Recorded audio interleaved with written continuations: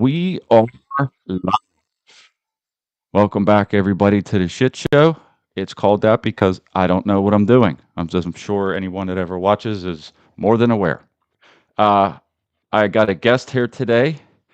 This is Ralph, and Ralph has some stories that we're going to get into. Uh, First, let me say anything as far as donations that are going to come in today, I'm going to give 100% of it to Ralph. So if you guys want to help somebody out during this Christmas season, now is the time. There's a PayPal link in the Rumble, and also, you can do Rumble rants, or gifts, or subscriptions, or whatever that other stuff is. And I will make sure he gets the money, whatever that may be. Um, Drew is running late because his mom was having car problems, but he just called me, so he'll be here in a minute. All right.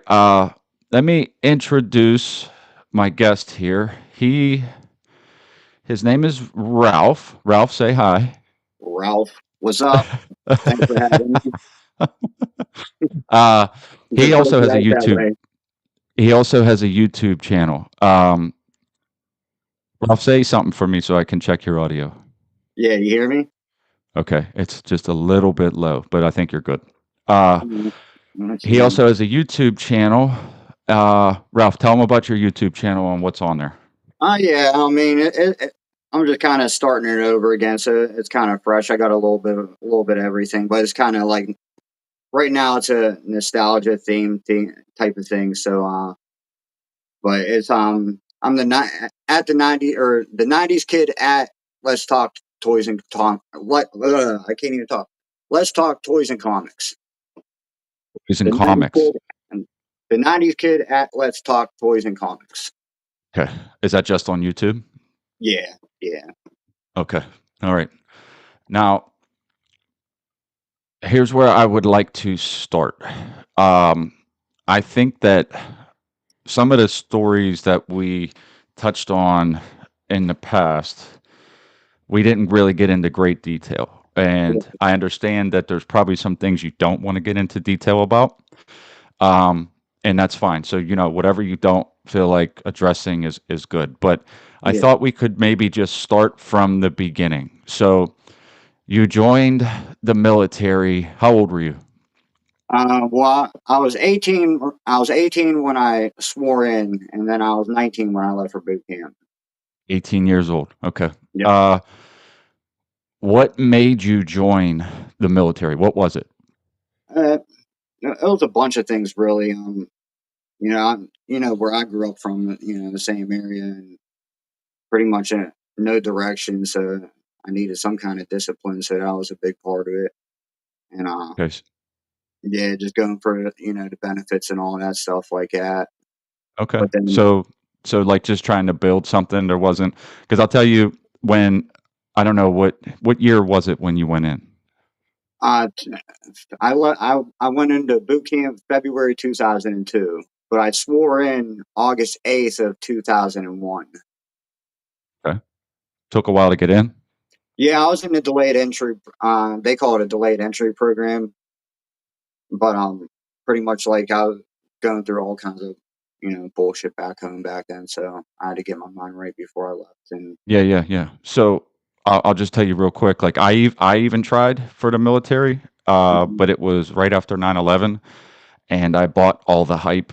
You know, Yeah, whenever it went down, yeah, and I went to go get in, and I went down to the federal building downtown Pittsburgh, and I spoke to the guy I think 3 times, and I took the ASVAB and I aced the ASVAB. And while I'm sitting there, he's telling me I can pick what I want. And I was thinking CBs at the time because it sounded kind of cool. mhm, And I had gotten in trouble in my past before that. And he kept telling me to just lie and say I didn't. right, Um, and there was a guy that overheard our conversation because they have like cubicles in there. mhm, And when he left to go do something, he came back and handed it to me. And the guy stopped me and said, "He's lying to you. You're never going to see combat. They're probably never going to put a gun in your hand because eventually they'll find out." right, Um, and I wasn't, if I find out that like the whole reason why I want to go, I can't, right? So like, what's the point? And so it just, I just turned my back on it and I never even did anything else. So that's Mhm. why I was asking you, like, if there was something in general that made you go in. All right, so you went in. Where'd you go? Well, that's the thing too. Like 9/11 ended up happening 1 month after I swore in, so that was like kind of uh like I like if I wanted to, I could have backed out. But when 9/11 happened, then it was like, okay, well, I definitely can't back. Like morally, I can't back out of it at this point. You know what I mean? Because obviously, shit hit the fan. We're gonna see some shit. So Okay, you hang know, on one second. Drew has graced us with his presence. He's been through some stuff just a minute ago. Probably My out of breath. apologies. My apologies, fellas. No, I'm actually not winded at all. yeah, I Oh, it's so good. I impressed myself with the cardio. Keeping yeah, up on cardio. yeah, trying. So what have I missed? I hate to just like pop Let's in. start here. Drew, that's Ralph. Ralph, that's Drew. What's Good good to meet you, Ralph. likewise. Um, we're getting started. He's explaining now. He just went in and why and what happened. So go ahead, Ralph. Like, where were you? You went in. Where'd they send you to boot camp? I ended up going on to Paris Island, First Battalion.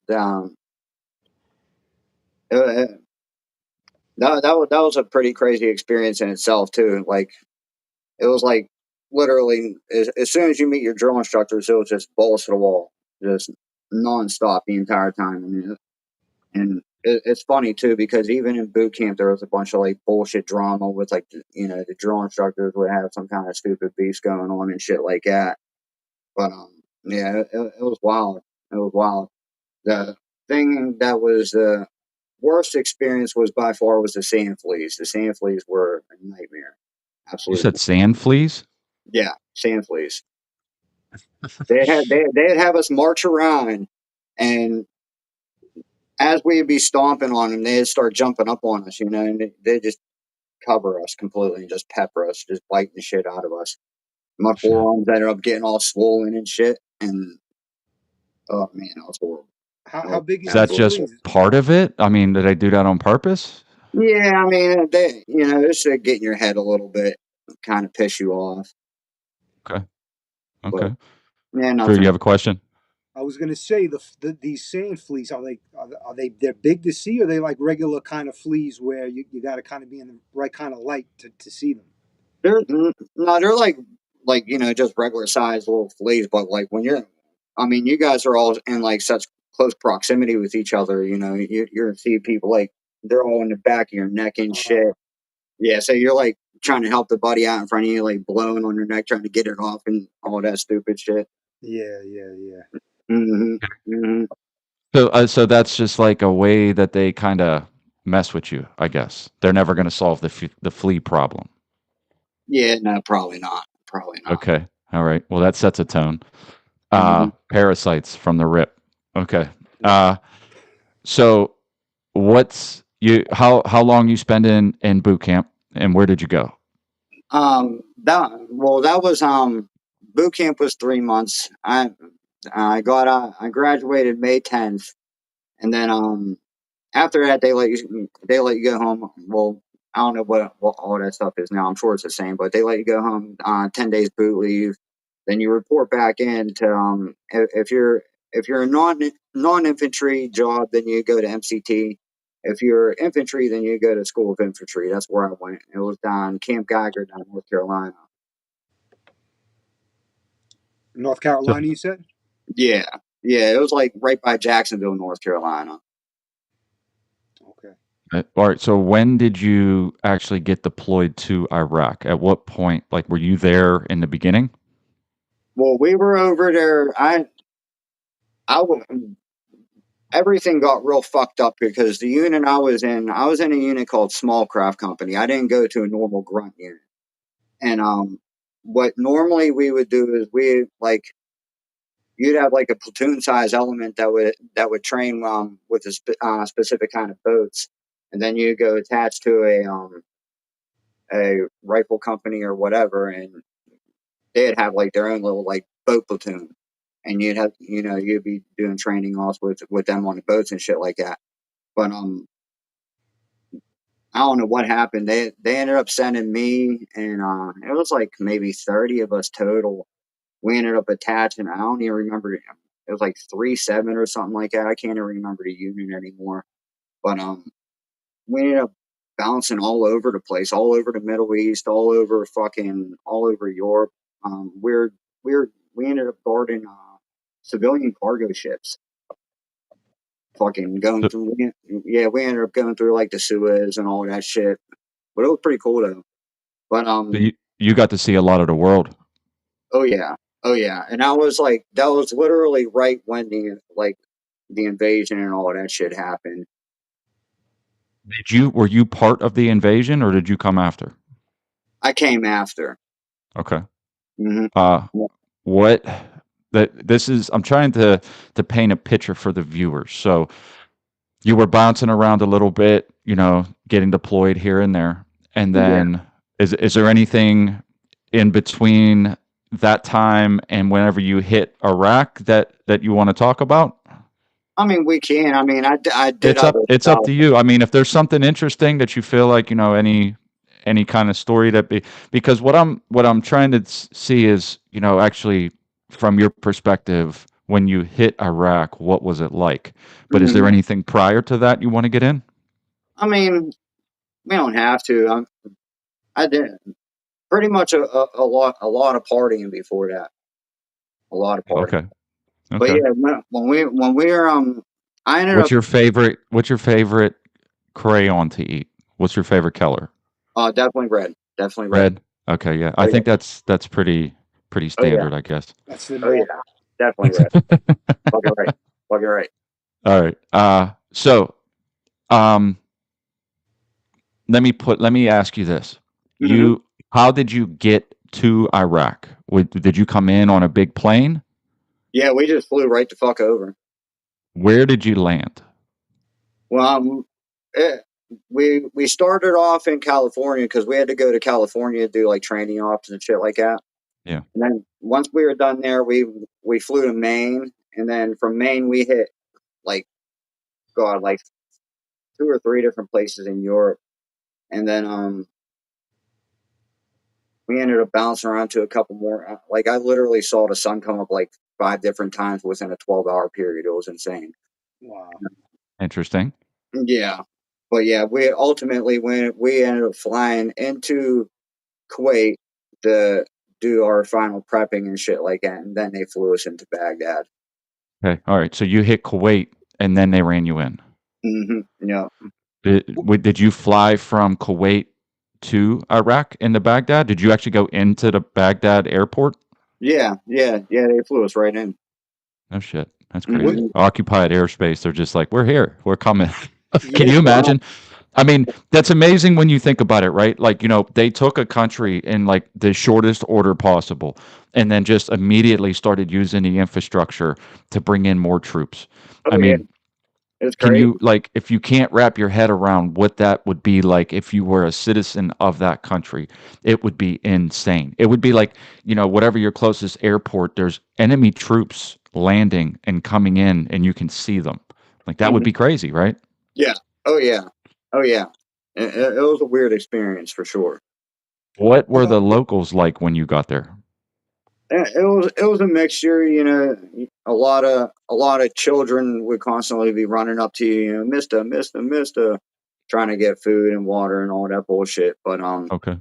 yeah, and then I mean, you'd even have kids too. Like we'd be driving in Humvees on a patrol or something like that, and kids would gesture like slicing their throats like that, looking at us and shit like that, just crazy shit. But then I mean, when it came to the regular citizens, though, like some of them would be really nice to you, and some of them all. I mean, it really all just depended on who you're talking to. And assholes So everywhere, I don't know where you land on this, but I always try to imagine a perspective from the other person. And Yeah. I don't know, do you guys, is that something that because I mean, again, if you're the occupying force, I can imagine at least I would have thought there would be a whole lot more, symbols of throat cutting and what have you as you're going by. I mean, I would assume that that's normal, but that's why I'm saying when you were there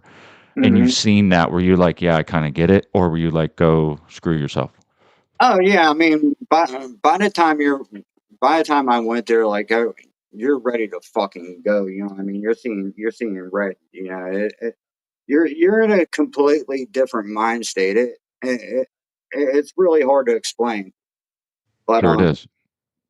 yeah, it's just the way you see certain people, like it's just nasty, man.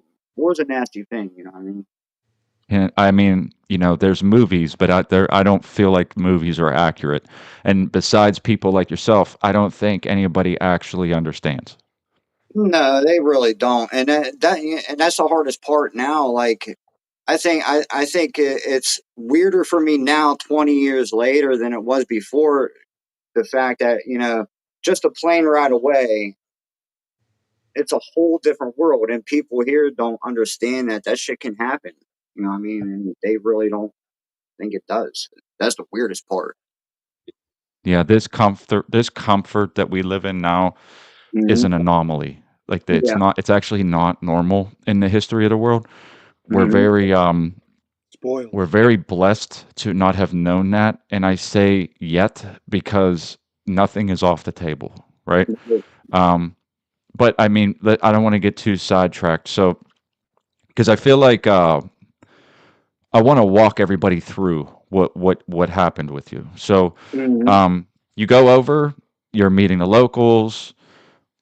Um, how long did it take before your first contact with an enemy combatant? Oh, we were catching contact within the first few hours we were there. When after we left Baghdad and we got to our AO in Iskandaria, we were catching incoming like within like the first 20 minutes we were at that fob. Uh, it was pretty intense. Was it snipers?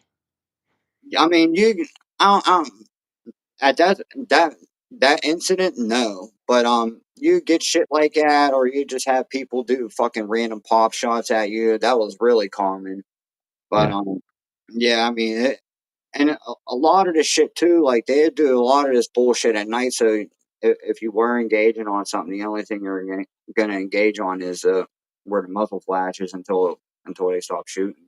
You know what I mean? But, Mhm.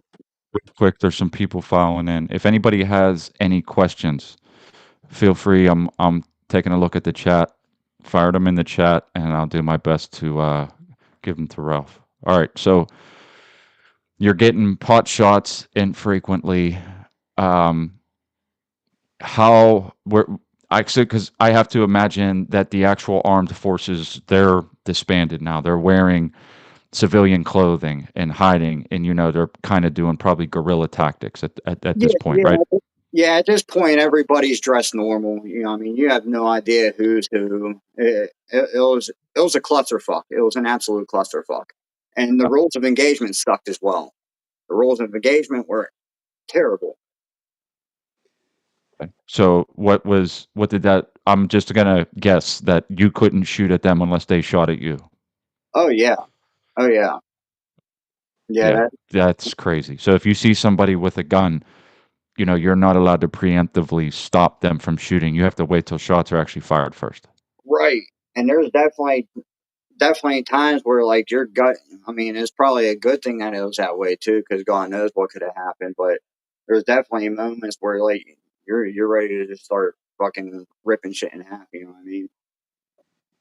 Yeah. Well, I mean, I can only imagine. I mean, just being kind of handcuffed in a way, and then, engagement being that like you have to wait is like that's gonna, especially an extended amount of time, that's really gonna psychologically screw with you for a while.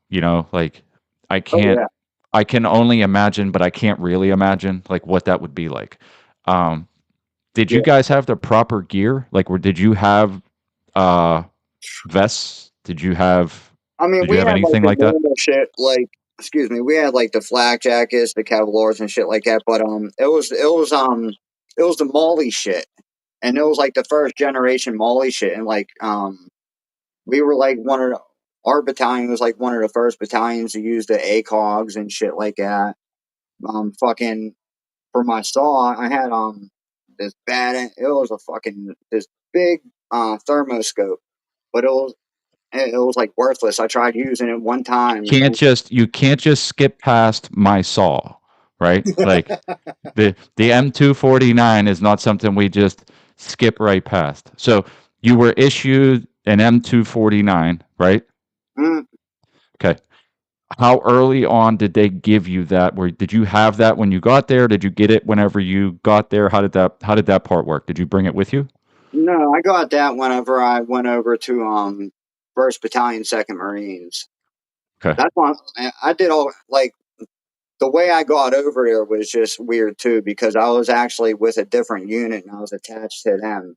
But we ended up like we trained with boats and all that shit and how to do like riverine assaults and like beach raids and shit like that. But we ended up we didn't even use the boats.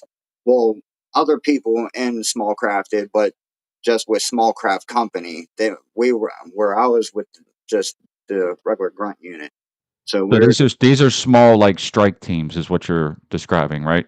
yeah, we're pretty much broken down into fire teams at that Fire point. I teams. mean, Okay. yeah, every once in a while we'd go on big company size raids or something like that, you know, or Okay. I got I, So battalion I got raids. a I got a question for you Yeah. because I came in late and I heard you talking about like 9/11 and that kind of kicked everything off.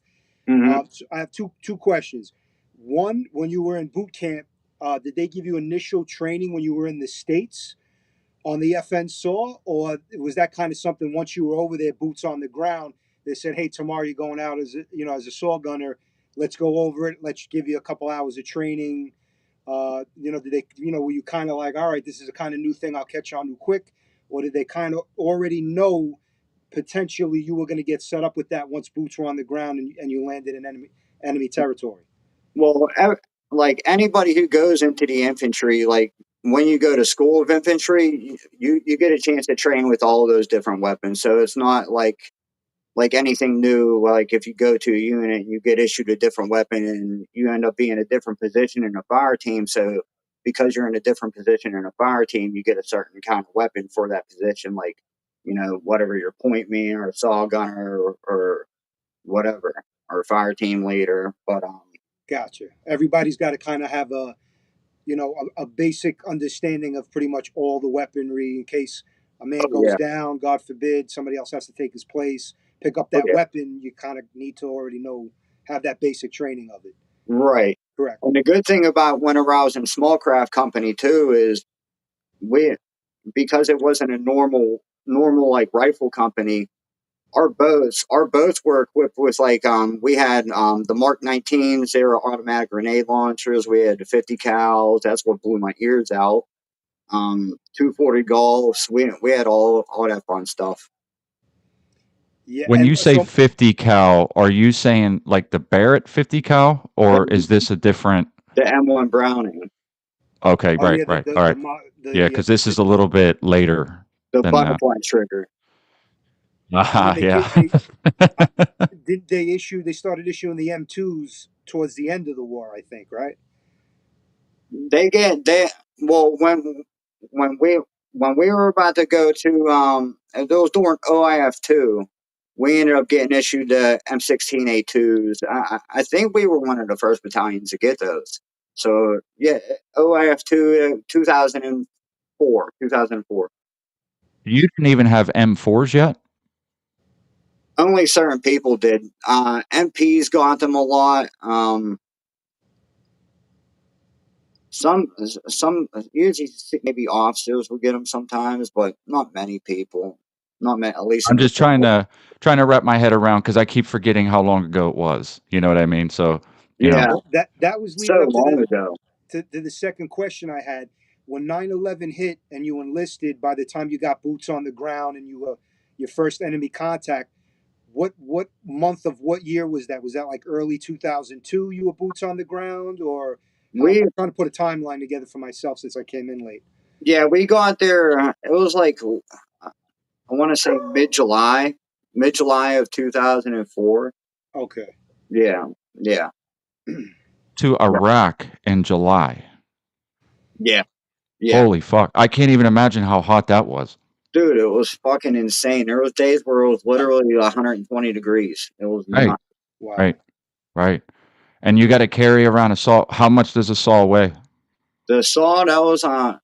I mean, don't quote me. It was so long ago now, but I want to say like 23.5 pounds for the weapon itself, and then Right. then you had a 100 round drum loaded in that, and then my combat load, I'd have two other 100 round drums on my flak jacket, and each one of those was like I want to say like maybe 5 pounds.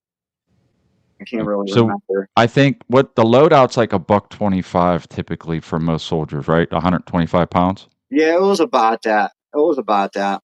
Yeah, Mm, I could be wrong on the number, but I'm pretty sure that like a typically standard loadout is like a 125 that they got to drag around with them. Which, for yeah, context, if anybody's like thinking of that, like imagine strapping like your wife to your back and 125 pounds, give or take. You know what I mean? dude, it's so Yeah. crazy, dude. Oh my god, in so in crazy. July at 120 degrees, right? Mhm. So, god damn, man. Uh, all right. So I'm into the gun stuff, so we will probably sidetrack a bit about some of that as time goes on. That's Mhm. why I said you can't just skip over the saw, right? Like you can't just they issued me a saw and I put a Triticon on it and it was a cool I Tritic. love the No, wait, song. hold on, I reverse. love the song. I love the song. So Yep. they gave you a ACOG for the saw. Is that what you were saying? No, thermal. No, I think you said you got a thermal for they the they saw. ended up giving me a couple of different things for it, but I can't even remember the kind of. It wasn't an ACOG. It was like a big bulky type scope compared to the ACOG. I can't remember it anymore. It's been so long ago. Yeah. But I thought you were in the middle of explaining it when I cut you off. So not that it matters. I was just curious. well, no, I think that was when I was talking about that thermoscope. You had a thermal scope Yeah, in 2004? yeah, dude, it was badass, dude. It was so sick. But it was worthless in Iraq because if we tried using Everything's it, hot. right, so everything stayed fucking red. So it didn't matter. But Yeah, it was yeah. cool though. Here's a thermal scope so you can see everything except for everything is above body temperature. So yeah, great. Good job. Yeah, Yeah. I think they said it cost like $6,000 or something like that at the time. Huh. Yeah, yeah, Huh. it was pretty sick. I don't think too many people had that at that time. They were testing out all kinds of different shit with all kinds of different people. It's really not let's not get sidetracked, but I'm just gonna add there's some really nice for hunting. Really, really nice thermal scopes today that are reasonably priced. Uh, if you're into that. Like, because I'll just say, like, I have a little monocular that I use to look through to kind of scan, Right. and there's always something you can't see.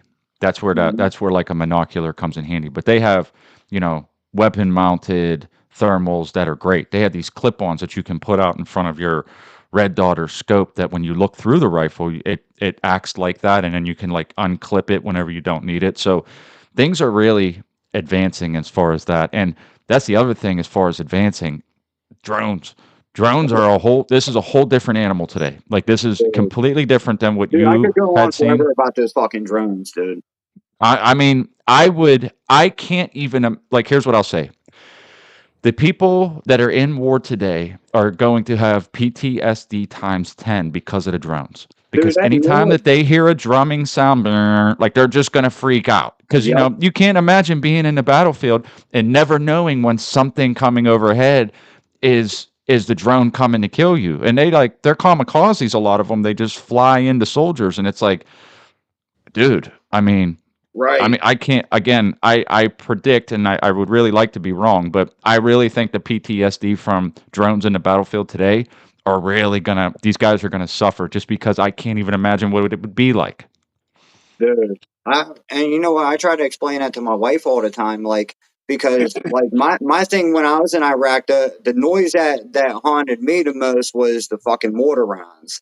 Mm. And I watch a lot of those Ukraine videos and all that shit, and it's like that fucking buzzing sound, dude. It's like I know that shit's probably burned into people's brains now. Yep.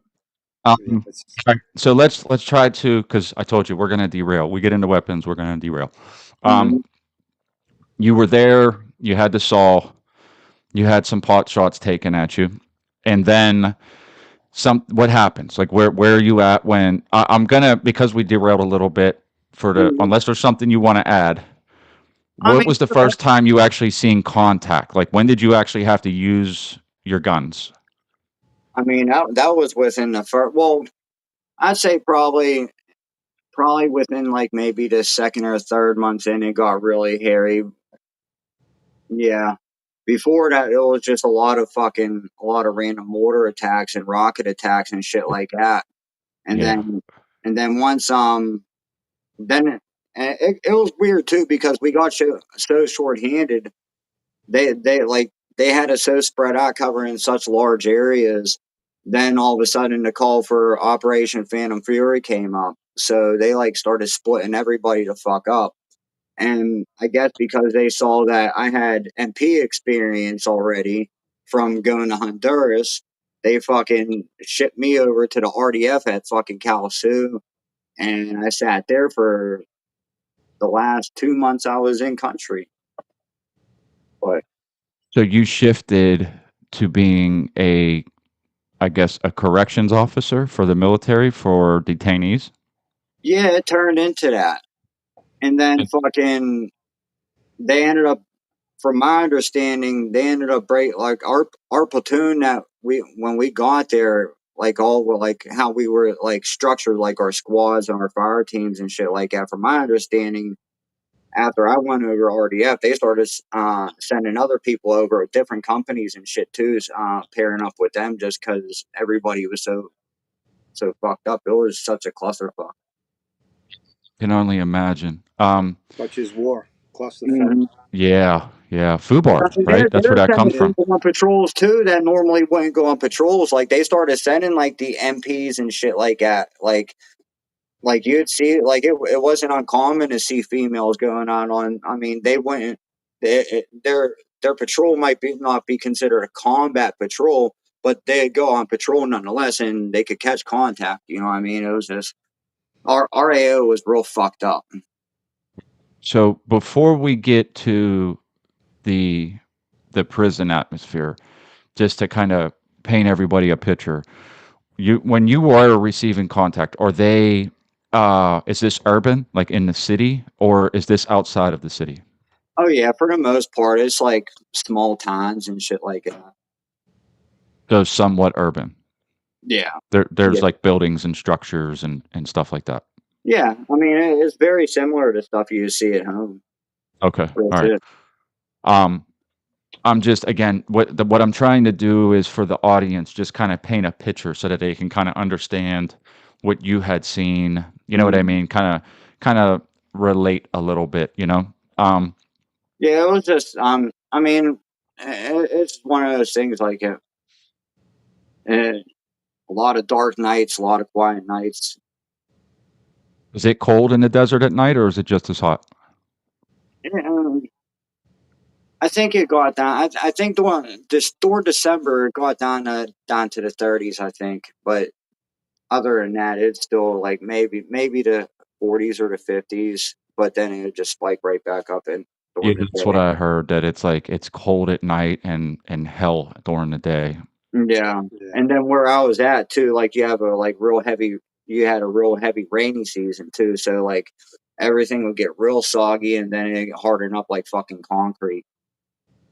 That's For any crazy. of the gun people that may be watching, these types of areas are why they were so concerned with sand and grit and things like that getting into weapons and making them malfunction. So I'm sure there was at least a fair amount of that because one sand granule can really screw up a rifle if it's not to spec. Like if it's not gassed properly, if it's not functioning properly, like it can really it can really screw everything up. So is that Yeah. what you found? No, I mean, you'd have people have random shit happen to their weapons, but for the most part, everybody, you're constantly on your shit. That's all you do. If you're not using your weapon, you're doing weapons maintenance. You know what Right, I mean? right, right, Yeah, right. keeping the sand out of it, keeping it wet, Yep. keeping it lubed up. Would you say you had more enemy contacts in the daytime or the nighttime, or was it kind of nighttime, They random, definitely came more at night when I was there. undercover? Yeah.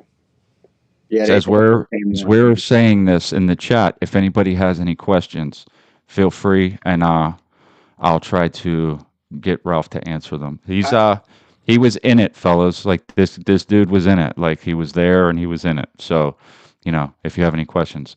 However, there is somebody that brings up a good point that if you stay out of the Middle East, it really helps with sand issues. But It definitely does. unfortunately, our government really wants the oil that's over there. So there we are. Mhm. yeah. Yeah, when I went in, I wasn't in. Iraq wasn't even a thing. I thought I was going to go fight the Taliban.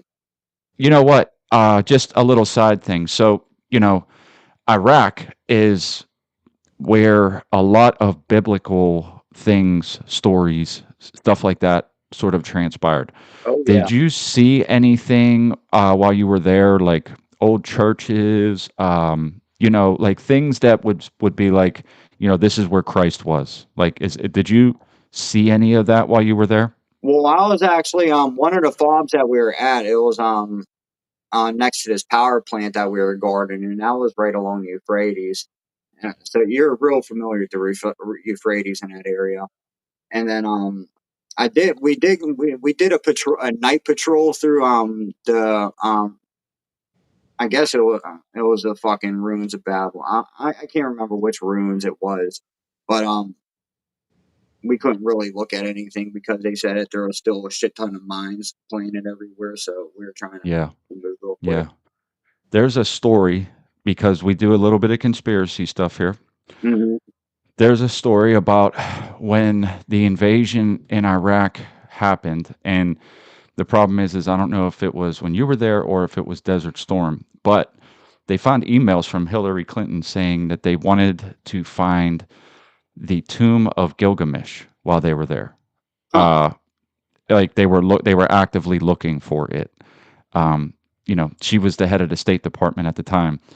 Whatever period of time this was, regardless, it's still an interesting point that like the head of the State Department was saying, go find the tomb of Gilgamesh, Yeah. and that's kind of wild when you think Yeah. about it. That's crazy. Yeah. That'd be a weird thing to go and do.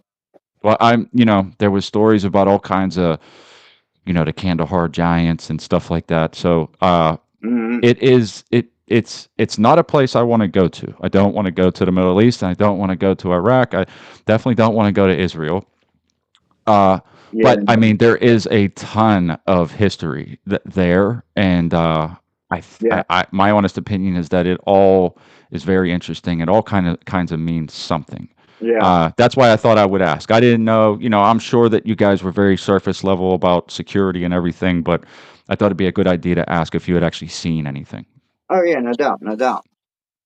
All right, so you were, why were you were guarding a power station? Is that what you said?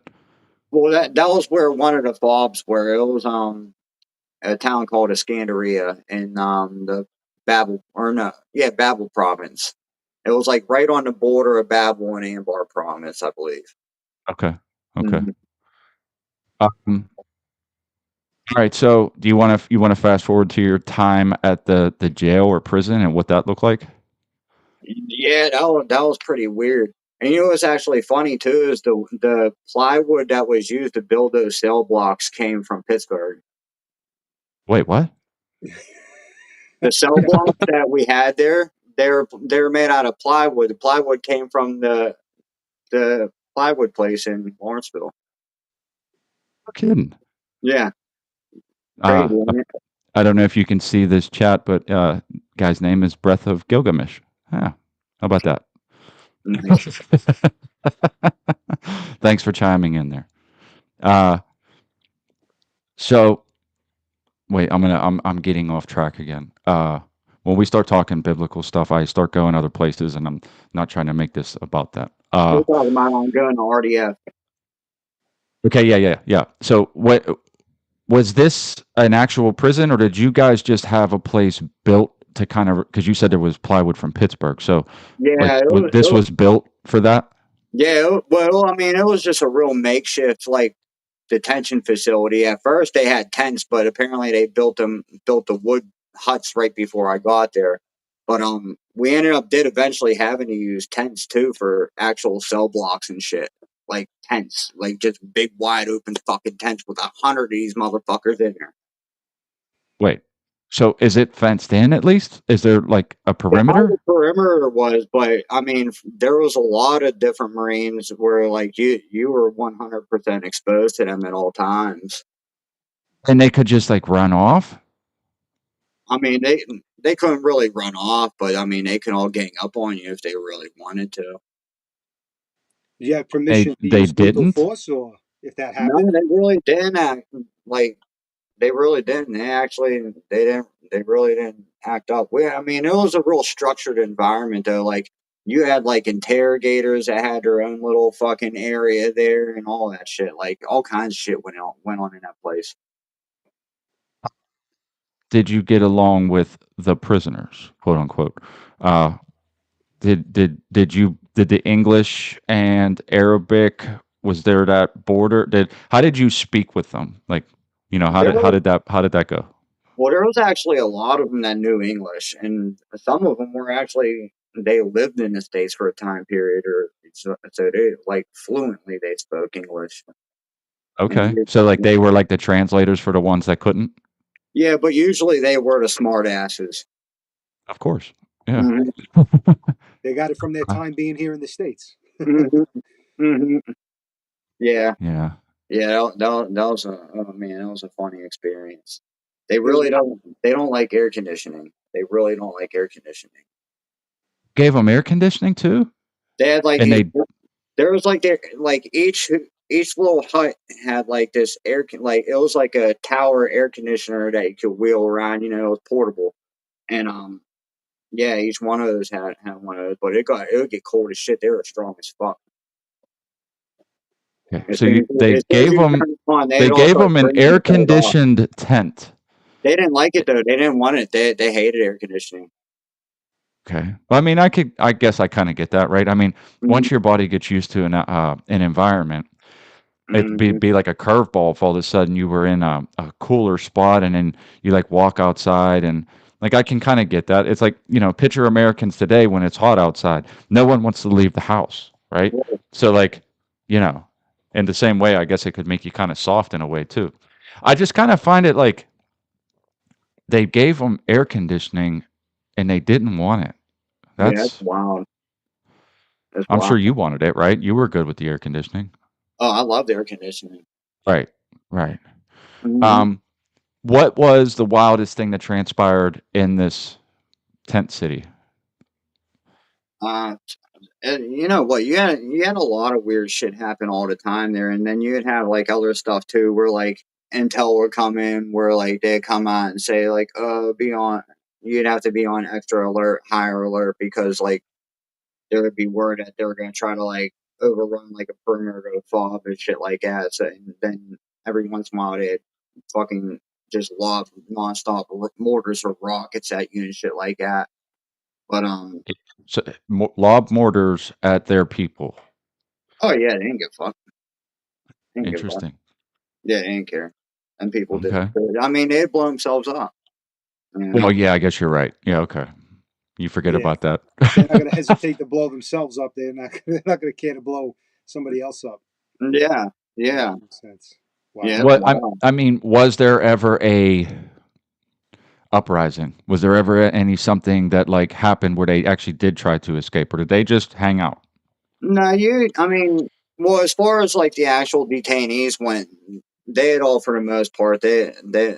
They just do what they need to do because I mean they're all scared shitless too. Like a lot of them fucking they still have like flashbacks of like Saddam days and shit. Like I remember one time we were escorting we you every once in a while you'd send them off to like Abu Ghraib or something like that, and we'd move them at night to the helicopters, and well, they'd be blindfolded and we'd be escorting them.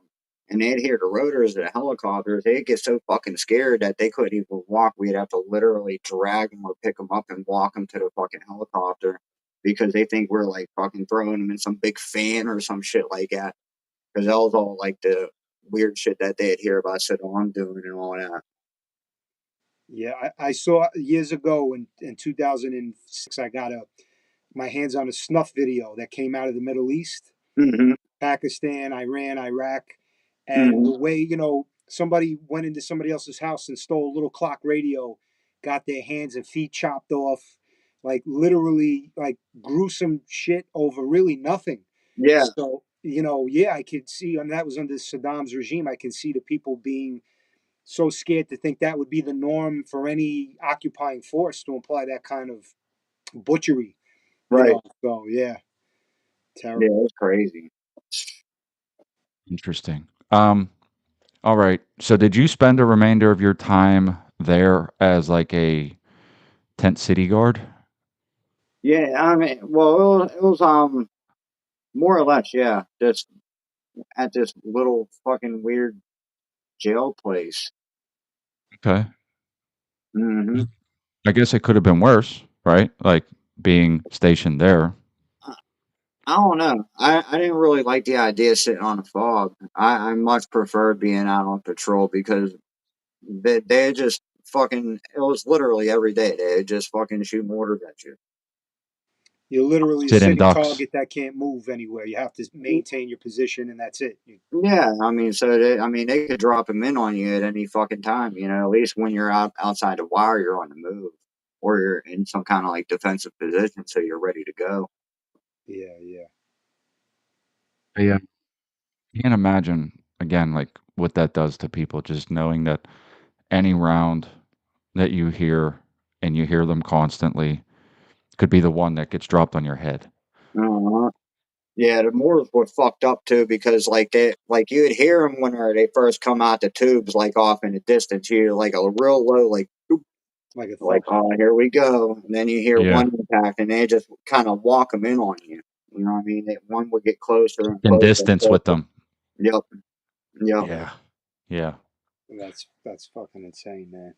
yeah. I You hate said it. you said Abu Ghrabi. Did you get there? Did you go there? Was you inside? No, I never went to Abu Ghraib. I could have went on like every once in a while. Some of the guards we had send them out on a convoy whenever they'd send them up or something like that on like when they send them on the trucks or something like that. But I I For never. anyone that doesn't know, that's the picture of the guy with the hood on his head. Right, You and know, that's the that thing though. place. And it was during that time, and that was exactly why I didn't want to go there because there was all kinds of bullshit going on up there. So I want nothing to do with it.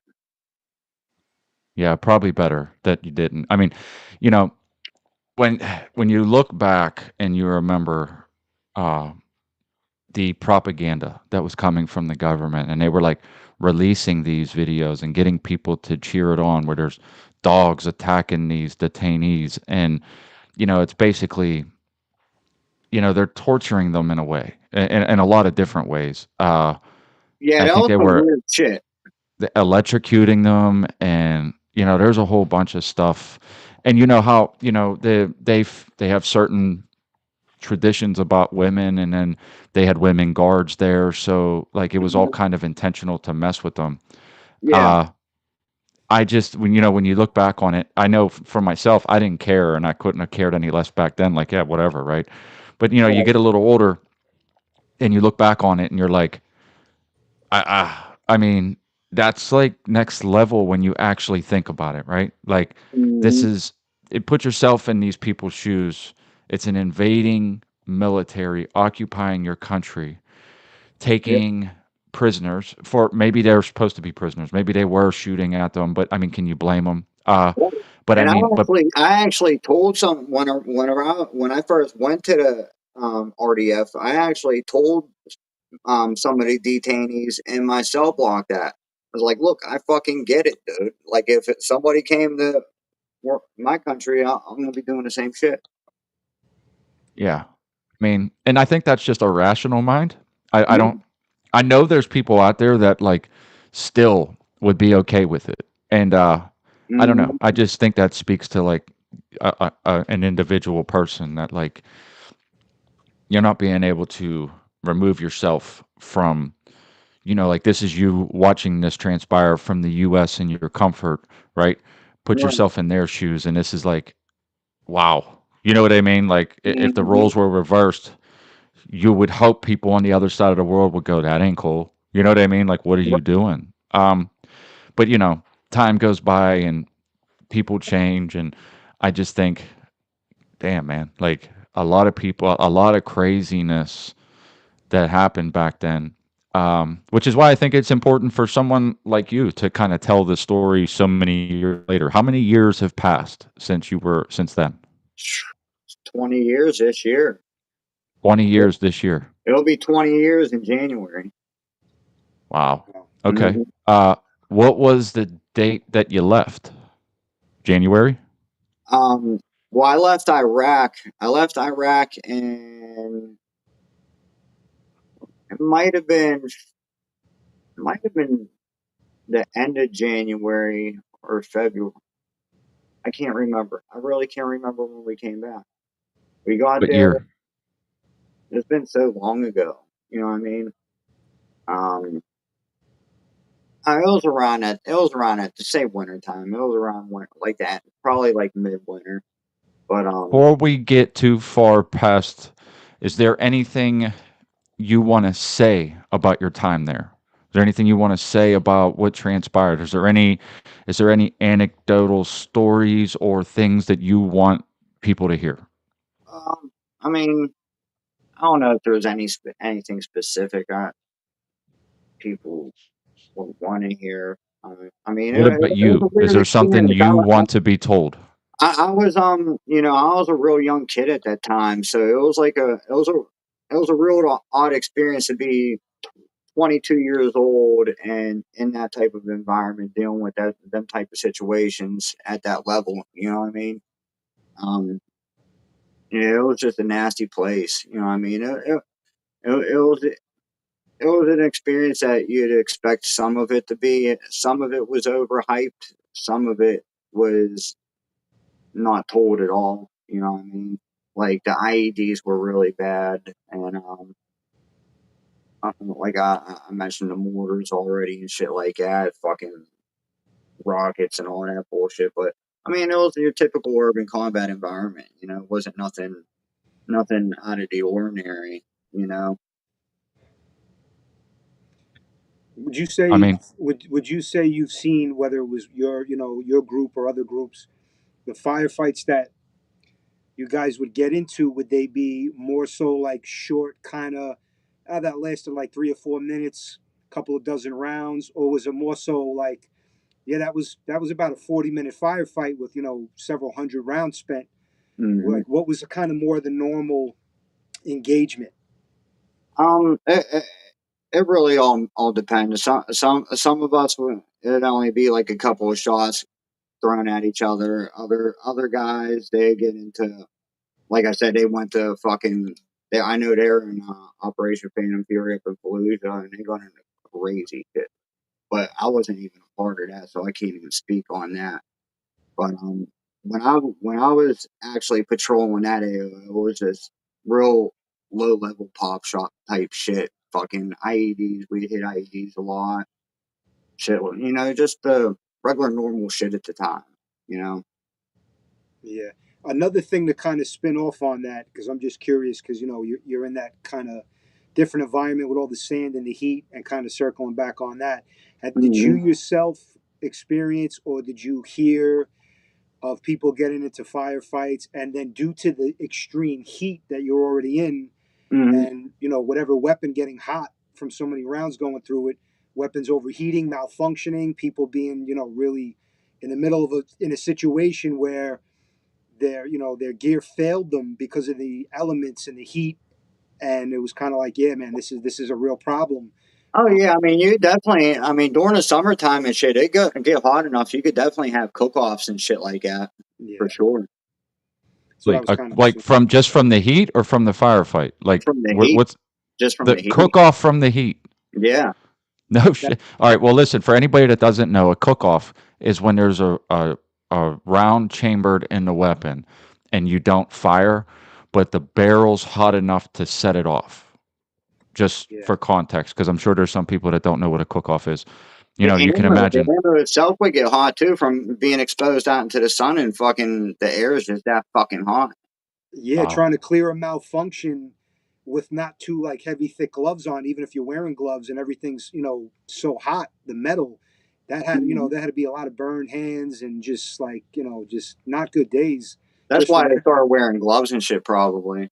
yeah. What did the military did they issue any of you guys hearing protection, or is you kind of went out there just bare ears and you just everybody's hearing got fucked up if you were unlucky? It was those fucking real basic earplugs, just the regular old firearm earplugs that people wear. Yeah, not much good with those loud explosives and like the large caliber stuff all day in and out. Going to Yeah, be no, sweating, and they're going to move. I There's didn't no. like. That's Yeah, I didn't like wearing them because it was harder for me to hear, just the environment with Yeah, them in. So that's why my ears are all messed up now. yeah. before we get too far. I just want to ask you about that.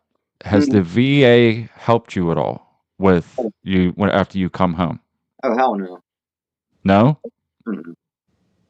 no disability, nothing. No. No, I ended up getting screwed over really bad.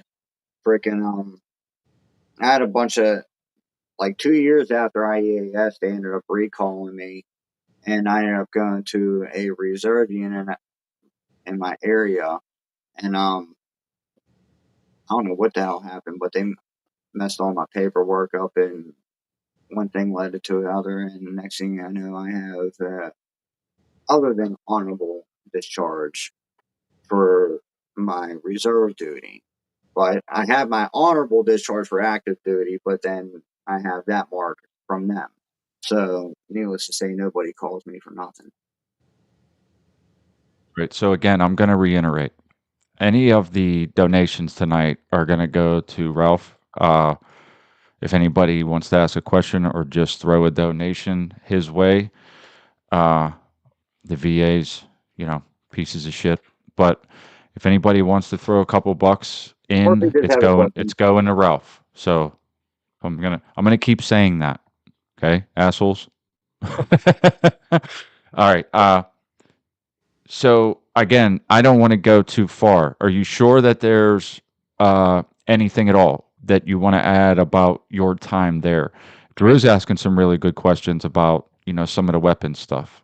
Mm, There anything else that you want to add about your time there before we move on? Because I think touching on the VA thing is somewhat important too. Because it just ain't right, dude. It ain't right that like young kids go over there and they fight and they die or they get injured, and they're promised everything at that mm, recruiter's office, and you know how it is.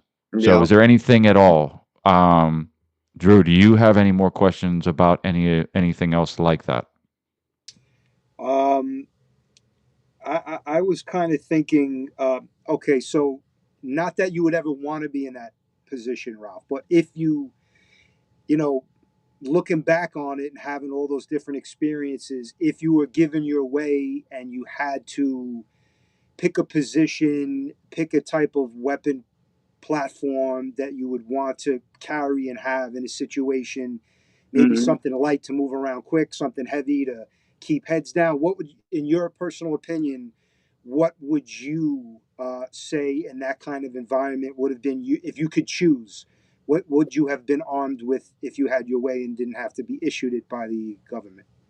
Um, honestly, the stuff we had was pretty effective. I mean, I'm partial to a 7.62 run over a 5.56 run, but outside of that, I mean, the stuff we had was pretty decent. You know what I mean?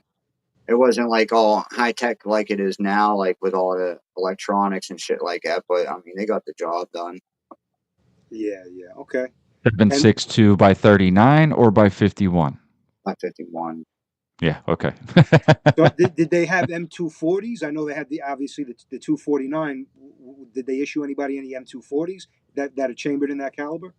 The 240 Gulfs, we had them over in a small craft company on the boats, but whenever it came to like infantry units,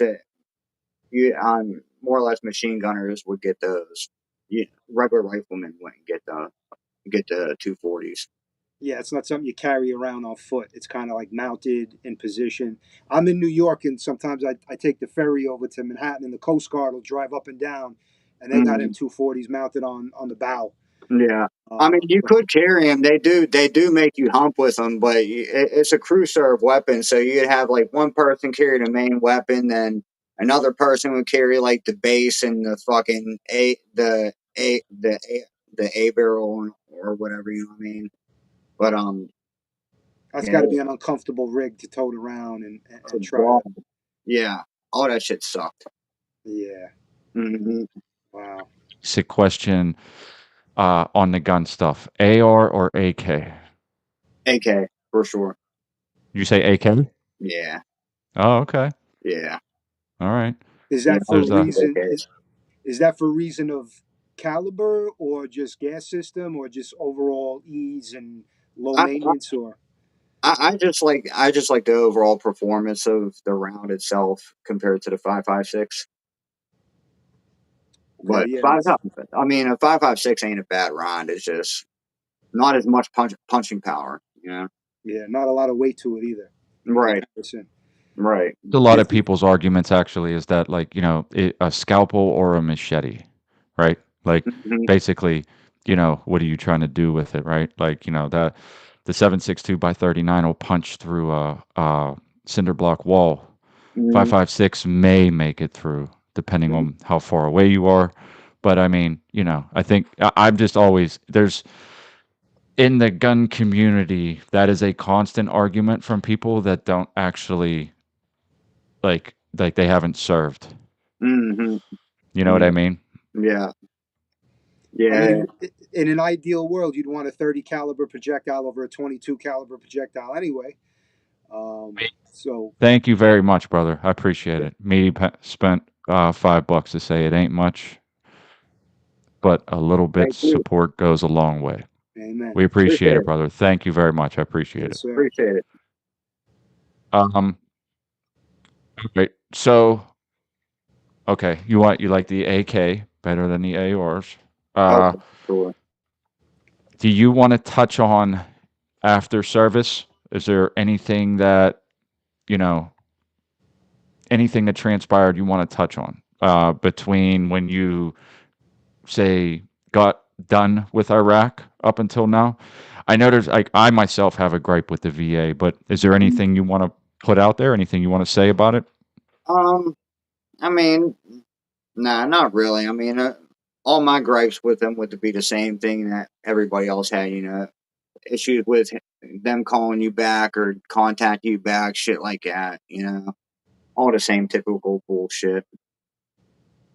So I'm just curious when you call them and you say, I would like to file for partial disability, they just say no, or I they just mean, don't contact you. you have to go through a whole like different channel of shit to go for disability. I don't even know how you'd even do that.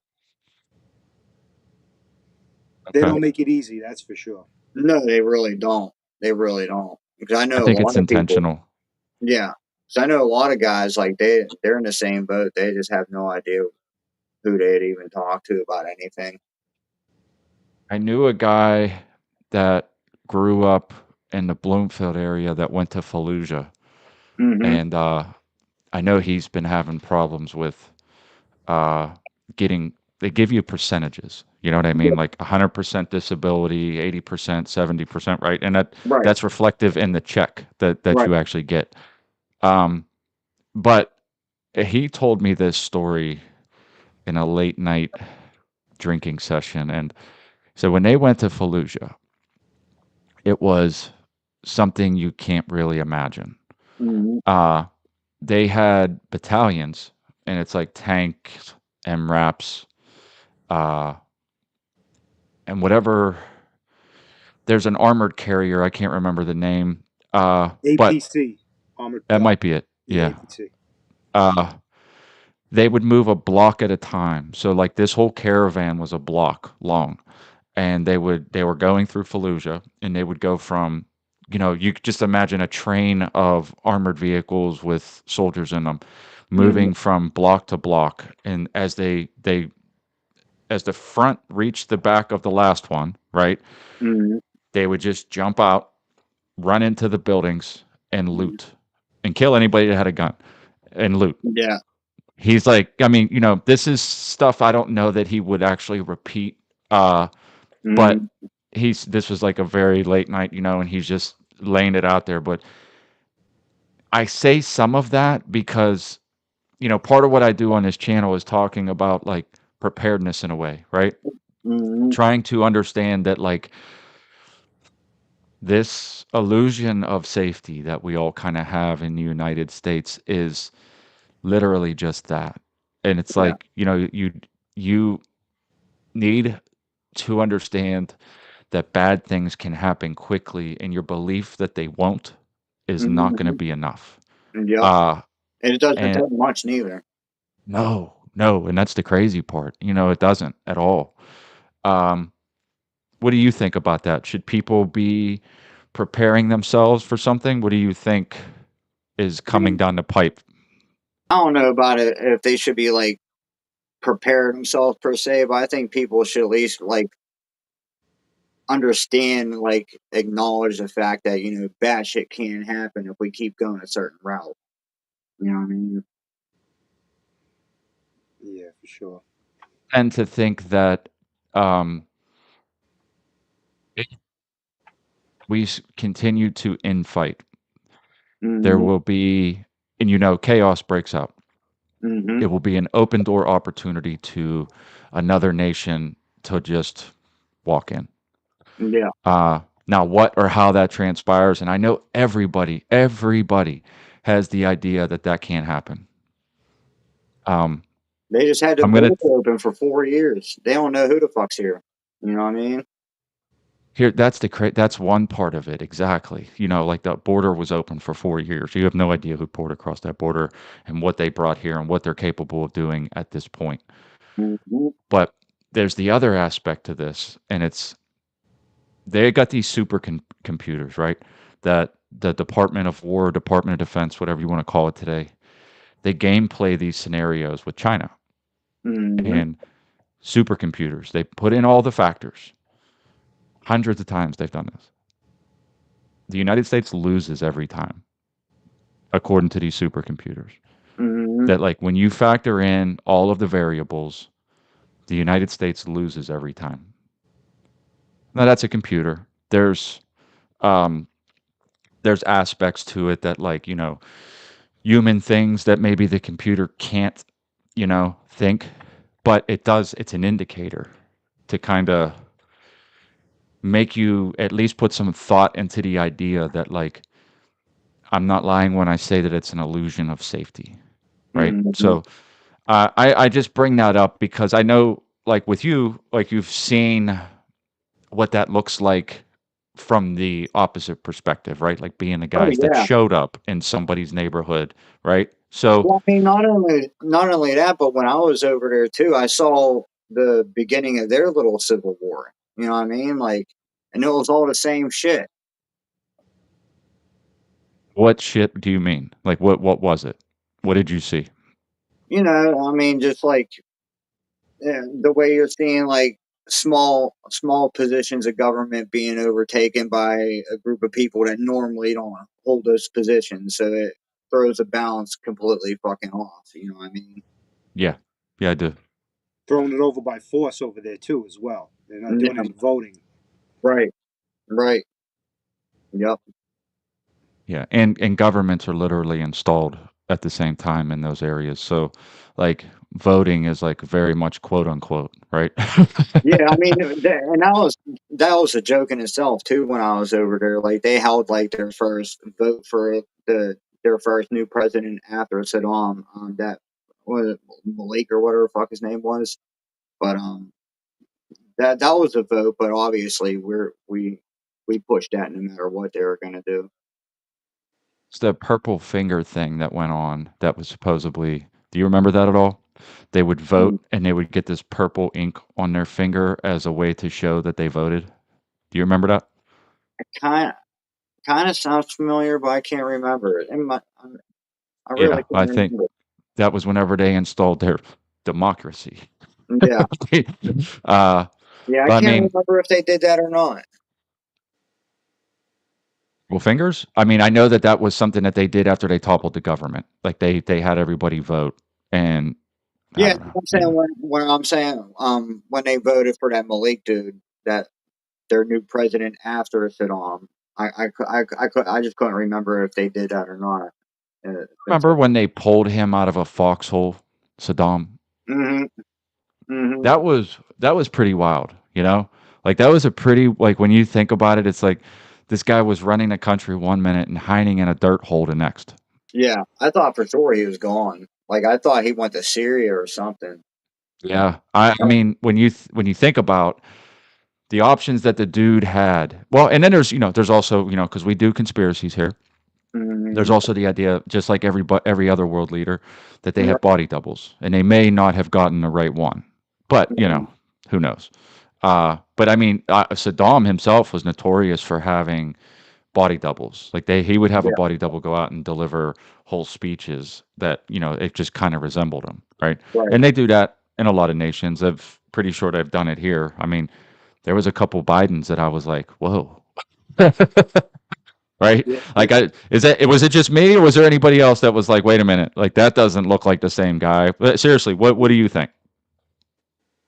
Yeah. Did you see a Biden that looked different than the one you had seen before? No. No? What, Drew? What about you? I saw one that looked slower and dumber than the one I had saw before, but it Yeah. looked more with a more dumbfounded look, almost like the skin was stretched back, like if somebody was trying to wear one of those Hollywood masks. I've seen Hollywood makeup artists pull off Oh, miracles that have made people look, something. yeah, like made somebody look completely different, and it was believable in person, not even like through a screen or through photos, like in real life, where it's like, wow, you could really be the world's most wanted man and be out in public in Times Square and nobody would know. That's how good of a job they do. Yeah, it's crazy. Those masks are wild now, man. You really can't Just gonna tell. say that, dude. That's several different Bidens. But I was just gonna say that, like, there's like this isn't stuff that like you got to be a wacko to actually believe. There is actually masks that you can put on um, to resemble, and they look very real, especially Mhm. if you're like talking through a camera to somebody. Like if you're not firsthand with a person, like Yeah. crazy, like how convincing they are. Like they slip these things over, they go above the eyes, like they look crazy, and it makes you think about like what the possibilities are. You know what I'm saying? Mhm. Oh yeah. Oh yeah. Uh, You never know, man. The synthetic flesh, because it looks fleshy, it doesn't look plastic like a Michael no, Myers kind of mask. Hmm. pull one up. I would have pulled one up. I see them all the time on X. Like it's legit kind of scary when you think about it. Like You that when it's more than possible. It's like, Yeah. you know, Yeah, Yeah. I've seen a couple of politicians. I'm trying to remember who, making speeches, and they kind of there'd be a moment where they turn to the side and they do like a slow mo conspiracy, and like you see Hmm. as he moves, there's like a line yeah, where like maybe like the skin and the mask over flapped, and then they would show a couple of different people, politicians, over the course of time, where it had that similar kind of like, well, all these people have these similar, not scars, but like what is that they're not blending in? There's something, some kind of layer, and it arose the question, Hmm. like what the hell's going on here? Right. Um, Scary stuff, man. Scary stuff. Yeah, I saw some videos, like little video clips and like pictures and stuff like that, but I never like I wasn't sure if like it was AI or shit like that, you know. And it could be. And the ones I'm talking about that I saw was like in the beginning, 7, 8, 9 years ago, where it's kind of like AI was around, but it was in the background, and it was only like major corporations had access to it. It was very limited. It blows Hmm. the AI we have today out of the water, Because yeah, we could literally, somebody with who really knows how to use AI can take an image from one of us out of this video and put it in and make a whole nother video and copy our voices and do AI, even with musicians, artists that are, Frank Sinatra, whoever, artists that are dead, Jimi Hendrix. And they have these videos they make that make you, if you didn't know any better, this person's alive and this is a live performance. Mm-hmm. So there's a lot of. Since we're on this, I just want to add, AI is what's going to ruin the internet as far as truth, because as it evolves, there will be more and more things that you're going to need a tool to identify whether it's an actual video or not. Like, Already have. but Already have. listen, I want to say JC sent $20 on PayPal, and believe me when I tell you, JC is the fucking man for real. And it says for Ralph. So Thanks, JC. Appreciate you. yeah, we really do, JC. Thank you. And just to add something else, just so everyone's clear, these are the first and only two donations I've ever gotten for this channel, because I never actually asked or like tried to push anything. But so we're up to 25 now, and we greatly appreciate it. So yeah, thanks, guys. Awesome. But I don't really know if Ralph is a conspiracy theory minded person. So why don't Well, you tell us, Ralph? Do you think are you open to this? Have you heard any of this before? mm, I'm all into that shit. I love that shit. Oh, okay, you are. All right. Yeah. Now, Oh yeah. there's levels to this shit, dude. You know that, right? Oh yeah. Oh yeah. Okay. Oh yeah. What is the shape of the earth? Uh, no, it's definitely round. Okay, round. All right. All right. So, all right. So you're not all the way there. All right. Yeah. Let me think. Who did 9/11? Jihadis. Oh, jihadis. Okay, so That you're that not that even were anywhere near there. that were employed by a certain agency, Was probably. Do you know about the people that were dancing after 9/11? Oh yeah, I Who remember was that. that? The Who? Palestinians, wasn't it? No. Well, they may actually be in a place that used to be Palestine. Well, no, I'm saying like, are you talking about like when 9/11 happened, and you're talking about what they were showing on the news? Nah, he's not talking about that. No, there's good. I I'm don't know gonna what get you're this. Yeah, talking about. be I careful. might have to jump off of YouTube. You should Google the dancing Israelis. Dancing Israelis. Yes, yes. There were five of them, I think. Yeah, five. Yeah, looking at the chat. Okay. Wait. This is gonna be good. In the chat, give me. Oh, there's one. Building 7. Building 7. Do you know what Building 7 is? Yeah. What's Building 7? Tell us. Oh, that's the one that supposedly fell on its own, didn't it? Yeah, isn't that wild? Building 7 imploded and fell down all by itself, It right? absolutely Mhm. fell down on its own. I don't think it got hit with as much as some mild debris. Yeah, there's a lot of weird shit that are surrounding that too. I mean, even with the main towers, how they came down and shit, like how people think that there was charges planted and shit like that. Was there? That's the only way for structures like that to implode and control demolition. Go on YouTube and Google any controlled demolition, and it Hmm. all has a signature collapsing way of doing it. Right. There's no way for it to. There's no way for a structure to fall like that other than Okay, that. let's listen. I have questions in the chat, and we're not allowed to talk about this on YouTube. So I'm going to end YouTube, and we're going to continue to stream on Rumble just for a little bit longer. If anybody's on YouTube, go over to Rumble, Stacks Farmstead. I left links for it, I believe, or it's in other chats. So come over to Rumble. We'll continue the conversation because these things are not allowed to happen on YouTube. You guys have